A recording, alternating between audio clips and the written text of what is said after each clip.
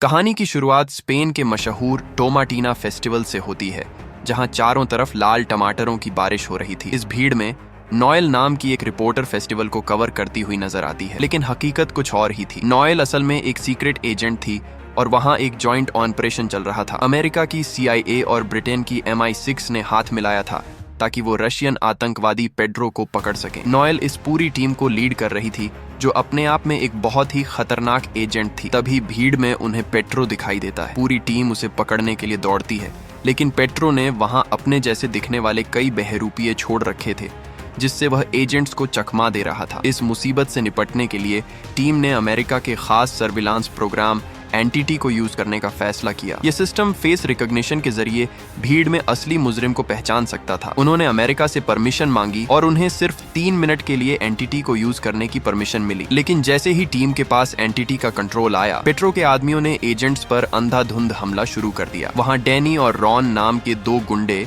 अपने hacker scientist Tom के साथ मौजूद थे। उन्होंने एजेंट्स को बुरी तरह मारना शुरू किया और एंटिटी को अपने कंट्रोल में लेना शुरू कर दिया। नोएल ने अकेले ही लड़ते हुए कई गुंडों को घायल किया और रॉन की तरफ बढ़ी, लेकिन तब तक टॉम ने एंटिटी के हैक किए हुए पार्ट्स को अपने कब्जे में ले लिया था। अब उन्हें बस सिस्टम को रीएक्टिवेट करके पूरा डेटा निकालना था। नोएल उन्हें पकड़ने ही वाली थी कि रॉन ने शॉटगन से उसे गोली मार दी। इसके बाद उन्होंने एजेंट्स की वैन और कंप्यूटर्स को धमाके से उड़ा दिया। घायल नोएल ने मरते हुए अपनी आंखों से असली पेट्रो को वहां से निकलते देखा और फिर उसकी सांसें थम गईं। सबको लगा नोएल मारी गई। कहानी लंदन शिफ्ट होती है। वहां के प्राइम मिनिस्टर सैम टीवी पर अमेरिका के नए प्रेसिडेंट विल की न्यूज देख रहे थे। विल राजनीति में आने से पहले वाटर कोबरा मूवी सीरीज के सुपरस्टार थे। 8 हिट फिल्में और गोल्डन ग्लोब जीतने के बाद हाल ही में इलेक्शन जीतकर वह प्रेसिडेंट बने थे। विल लंदन आ रहे थे सैम से मिलने, ताकि वे दोनों साथ में इटली में होने वाली नाटो मीटिंग में जा सकें। लेकिन सैम को विल बिल्कुल पसंद नहीं था। अगले दिन विल अपने परिवार के साथ बकिंघम पैलेस पहुंचे। वह अपनी बेटी को नाटो के बारे में समझा रहे थे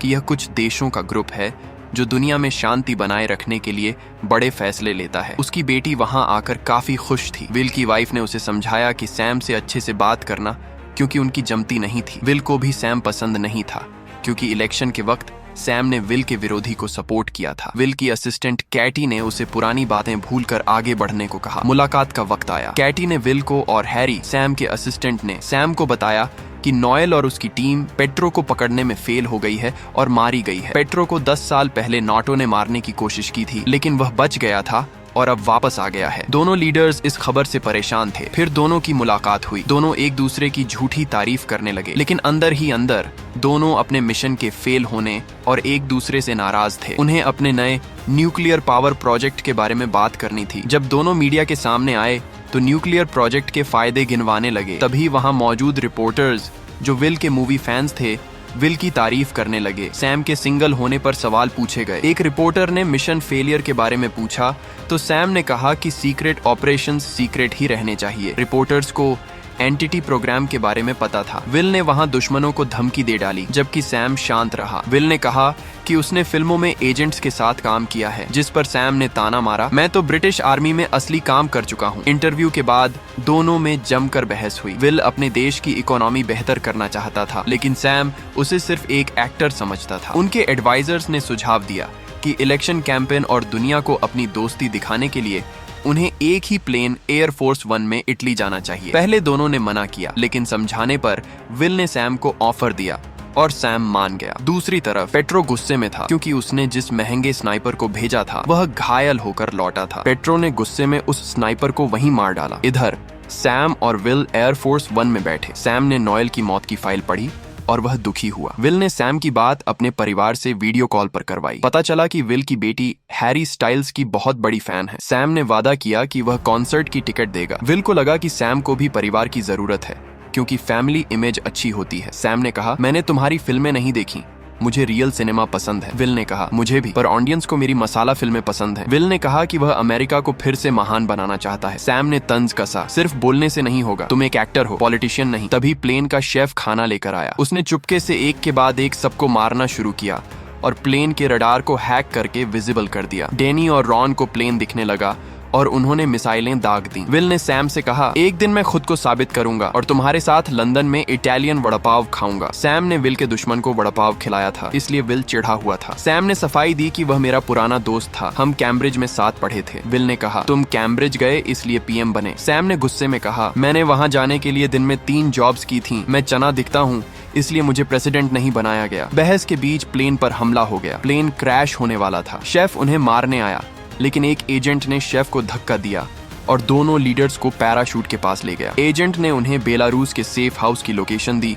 और खुद को कुर्बान करके दोनों को प्लेन से धक्का दे दिया। दोनों जंगल में गिरे। 2 घंटे बाद दुनिया को लगा कि दोनों मर गए। पेट्रो खुश था। अमेरिका में वाइस प्रेसिडेंट कार्ला ने कमान संभाली और नाटो मीटिंग के लिए निकली। जंगल में सैम ने देखा विल पेड़ से लटका है। सैम ने उसे बचाया। सैम ने कहा कि गद्दार कोई अंदर का ही है। विल अपनी वाइफ को फोन करने लगा, लेकिन सैम ने उसका फोन तोड़ दिया ताकि लोकेशन ट्रेस ना हो। सैम और विल को जंगल में कुछ छपरी लड़के मिले जिनके पास कार थी। विल ने कहा, मैं प्रेसिडेंट हूँ, वाटर कोबरा का स्टार हूँ। लड़कों ने नहीं पहचाना और उनकी महंगी घड़ी मांगी। इस पर उनकी लड़ाई हुई और दोनों ने मिलकर लड़कों को पीटा। तभी वहां घर की मालकिन जेनी गन लेकर आई। लड़कों को भगाया। सैम और विल ने उससे मदद मांगी। जेनी उन्हें अपने भेड़ों वाले ट्रक में ले गई। रास्ते में दोनों की दोस्ती होने लगी। विल ने बताया कि वह मूवी प्रमोशन के लिए दुनिया घूमता था, इसलिए उसे लोगों को जोड़ना पसंद है। बॉर्डर पर पुलिस ने ट्रक रोका। सैम और विल भेड़ों के बीच छुप गए। जेनी ने पुलिस वाले को रिश्वत में एक भेड़ दे दी और वे बच निकले। शहर पहुंचकर दोनों ने जेनी को घड़ी देनी चाहिए, लेकिन जेनी विल की फैन निकली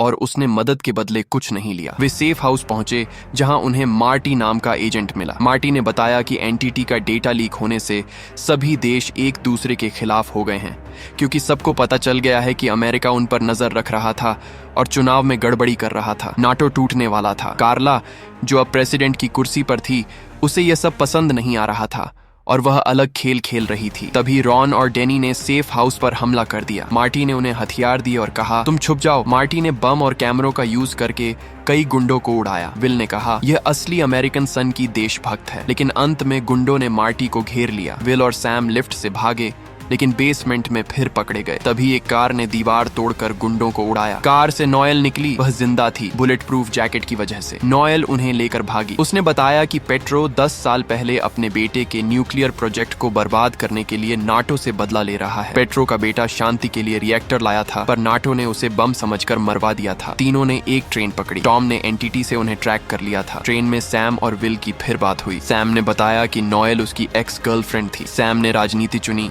इसलिए नोएल ने उसे छोड़ दिया था। विल ने यह सुन लिया। तभी ट्रेन में टॉम और एक गुंडा आ गए। गुंडे ने टॉम को ही धोखा दिया और मार दिया। मरते हुए टॉम ने गुंडे को मारा और विल को बताया कि पेट्रो का बॉस नाटो के अंदर ही कोई बड़ा आदमी है। टॉम ने विल के हाथ पर सुपर कंप्यूटर का कोड लिखा और मर गया। तीनों ट्रेन से कूद गए। दूसरी तरफ कार्ला बाकी देशों को भड़का रही थी कि अमेरिका से अलग हो जाओ। रात में तीनों टॉम की बताई जगह पहुंचे। वहां सुपर कंप्यूटर मिला। विल और नोएल को लगा कि विल की असिस्टेंट कैटी गद्दार है, लेकिन तभी पेट्रो के गुंडों ने हमला किया। सैम ने ग्रेनेड से हमला किया, लेकिन एक हेलीकॉप्टर आया और सुपर कंप्यूटर वाले पूरे बॉक्स को उखाड़ ले गया। सैम ने रोकने की कोशिश की, पर नाकाम रहा। पेट्रो ने रॉकेट से बिल्डिंग उड़ा दी। सैम और विल बड़ी मुश्किल से कूदे और बचे। पेट्रो ने अपने बॉस, जो कार्ला थी, को बताया कि काम हो गया। बॉस ने पेट्रो को भी ठिकाने लगाने का मैसेज भेजा, जिससे पेट्रो समझ गया कि उसे भी धोखा मिला है। अगली सुबह नाटो की मीटिंग थी। विल ने कार्ला को फोन किया और कहा, गाड़ी भेजो, मैं आ रहा हूँ। कार्ला ने गुंडे के साथ गाड़ी भेजी। गाड़ी में विल और नोएल गुंडे से लड़ने लगे। तभी सैम एक फायर ब्रिगेड का ट्रक लेकर आया। फ्लैशबैक, वह धमाके से पहले सीढ़ियों से कूद गया था। सैम ने ट्रक से गुंडों की गाड़ी को उठाया और विल की कार में कूद गया। तीनों ने गुंडे को बाहर फेंका। नोएल ने सैम को किस किया और कहा, जाओ। सैम और विल जली हुई कार से मीटिंग में पहुंचे। वहां जाकर उन्होंने खुलासा किया कि असली गद्दार कैटी नहीं, कार्ला है। विल ने स्पीच दी कि हम सबको साथ रहना है, अलग नहीं होना। कार्ला का खेल खत्म हुआ। पेट्रो ने कार्ला को गोली मार दी और वहां हमला बोल दिया। अब हॉल में असली लड़ाई शुरू हुई। नोएल ने रॉन को पकड़ा और उसे बुरी तरह पीटा। सैम और विल के सामने एक बड़ा गुंडा आया। दोनों ने मिलकर उसे हराया। सैम गन से सबको उड़ा रहा था। पेट्रो हेलीकॉप्टर से भागने लगा। सैम ने चिल्लाकर कहा, विल, वाटर कोबरा 2 का सीन याद है, जैसे अपने भाई को बचाया था? विल खुश हुआ। उसने अपनी पूरी ताकत से एक भारी स्टैचू उठाकर हेलीकॉप्टर पर फेंका। स्टैचू पंखे में फंसा और हेलीकॉप्टर क्रैश हो गया। पेट्रो मारा गया। 2 महीने बाद नाटो फिर से एक था। सैम एक रेस्टोरेंट में था। विल वहां आया। अब दोनों पक्के दोस्त थे। नोएल एक मिशन पर गई थी। सैम ने अपना वादा निभाया और विल को उसकी बेटी के लिए हैरी स्टाइल्स के कॉन्सर्ट की टिकट दी। और सबसे खास बात, सैम ने विल को इटालियन वड़ा पाव खिलाया। विल को वह पसंद आया और वह हंसने लगा। आइलैंड पर मार्टी, जो मरा नहीं था, लड़कियों के साथ फ्लर्ट कर रहा था और अपनी बहादुरी के किस्से सुना रहा था। लड़कियां उसे फेंकू समझकर चली गईं। तभी नोएल वहां आई और उसे अगले मिशन के लिए ऑफर दिया। अगर आपको यह वीडियो पसंद आई तो लाइक करें, शेयर करें और चैनल को सब्सक्राइब जरूर करें। मिलते हैं अगली वीडियो में।